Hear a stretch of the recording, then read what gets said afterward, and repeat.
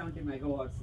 ఈ left side వచ్చి 900. ఇంత ముందు పవర్ ప్లాంట్లు బ్లాస్ట్ అయినాయి కదా ఈ లెఫ్ట్ సైడ్. నీటి మట్టం జాలి చూసారు కదా, ఆ జాలి నుంచి పవర్ ప్లాంట్ వాటర్ వెళ్ళి కరెంట్ తయారైతే అనమాట. మనకి వాటర్ వచ్చి సైడ్ గానే 16 కిలోమీటర్స్ బయలుదేరితే అక్క మహాదేవి కేవ్స్ తిన్నారు కదా, సుమారు 800 సంవత్సరాలు పైబడి జరిగిన కదండి ఇది. అక్కడ 1,00,000 సంవత్సరాలు ఏర్పడ్డ కేవ్స్ ఒకటి ఉందండి పురాణ వస్తుంది చెప్పిన లెక్కల ప్రకారంగా. అక్క మహాదేవి కర్ణాటక.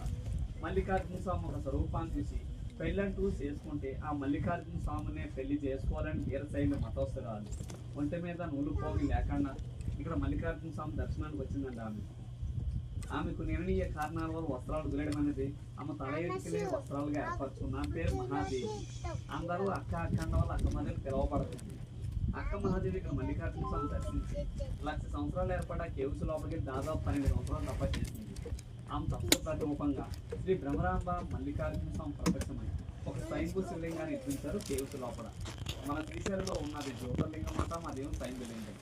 మన శ్రీశైలంలో లింగానికి 1000 రూపాయలు పెట్టి మనోభిషేకాలు చేస్తుంటాం, లేదంటే పూజారులు చేస్తారు. ఆ కేవ్స్ లోపల ఉన్న లింగానికి న్యాచురల్ గా అభిషేకం జరుగుతూనే ఉంటారు. అక్కడ 365 రోజులు అభిషేకం పడతానే ఉంటారు. ఆ పడే వాటర్ ఎక్కడి నుంచి వస్తుంది, ఎవరికి అభిషేకం కోసం ఎక్కువ. ఆమె అక్కడ కొంతకాలం తపస్సు చేసి దానికి ఆపోజిట్ లో కొండలు కదిలి ఇవ్వనమంటారు. ఆమె అక్కడికి వెళ్ళి కొంతకాలం తపస్సు చేసి అక్కడే శివుల్లో ఒక జ్యోతిరూపాల ఐక్యమైపోయింది. మీరందరూ ఇక్కడ స్వామివారి దర్శనానికి వెళ్ళారు కదా, ఇంతకు ముందు కానీ ఈ రోజు కానీ మీలో శ్రీశైలం లింగం తాకిన వాళ్ళు ఎవరైనా ఉన్నారా?